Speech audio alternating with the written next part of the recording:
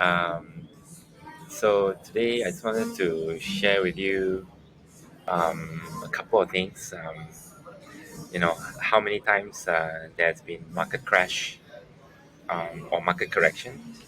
Generally, when they mean market correction is the S&P 500 or the Nasdaq goes below 20%, um, or correct more than 20%.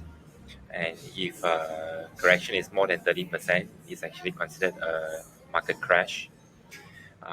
There has been 24 market corrections since 1974, and five of them are so significant that it became a bear market. Bear market means it corrects more than 50%, that kind of range. Of course, all those five different times, they were actually the greatest opportunity to actually invest into the market because from those five precedents, market has actually rebounded and was doing very well. Some has gone up by even 200 to 300%. But just take note, there are 2000 was the tech bubble burst, because there was all these new startup growth companies that has very little fundamental, but has a great story, where there was a lot of bubble price bubble for those stocks, due to speculation, all that, and resulted in a crash. And then 2007 was a Lehman Brothers crash, and yeah, basically 2007 there was actually a very flat period until around 2017.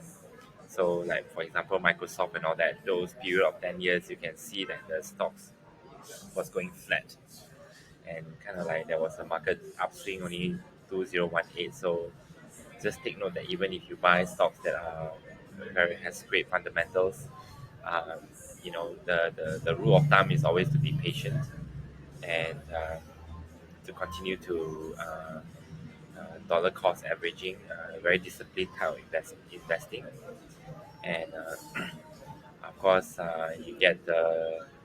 Um, I just give you a couple of reasons as to why, like 2007, it was the home prices, the Freddie Mac kind of subprime mortgage crisis. Basically, they repackage loans into another security papers and kind of like pledge it and pass it on to another bank to take up the loans. But as you can see, when the bubble hits where there are a trigger of defaults, and then those mortgage company can't take it, can't service the papers, and at the same time the bank has to pay the interest, and the whole domino effect just happened because of liquidity crunch. So it's called this widespread use of collateralized debt obligations and other derivatives. Then if you look at the 2000 market crash was a result of bursting of the dotcom bubble. It's just very speculative, like what we are having right now in 2022, which is the Bitcoin crypto craze. And then, of course, you look at the 1970s. Of course, this is where the Paul Volcker situation came in, where there was a US dollar devaluation, which is not in this case right now. Our US dollar is actually at all-time high.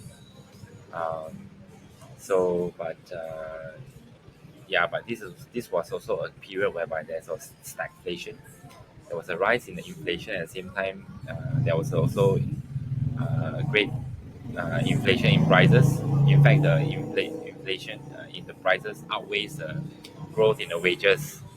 So it still have a kind of like a negative wealth effect on people who have salary increase. So something to take note on the last couple of stock market corrections, and I feel that it is important that you should know. And then I will provide you another video later about what were the mistakes that was done during the by the Fed, during those few crises, and what they will avoid this time round. And I think well, I'll just give them a summary here. Basically, increasing interest rates like Paul Volcker style uh, may not be the right uh, formula. There has to be a combination of factors, or combination of actions to be taken, both by the Fed as well as the government. As you can, if you know, every 1% in the increase in the interest rates, right, will reduce a 10% kind of consumer spending power. I think generally the Fed is actually quite comfortable with having a 2%, in interest rates, which I think to dampen around 20% of consumer spending, it's okay. But you do not want to increase to fight inflation by just one tool uh, only, but which is in increasing the interest rates, um, because you may create a recession. So basically, the Fed wants to do both, avoid a recession as well as uh, reduce inflation, and having a mild increase on the interest rates is one of them. And of course, allowing fracking to reduce energy prices is another one. And then there are a few other types of waiving tariffs country to country is another way as well, to reduce all those government taxes that they receive, and then subsequent burden on consumer.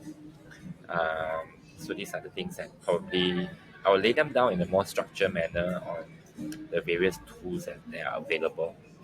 So thank you very much.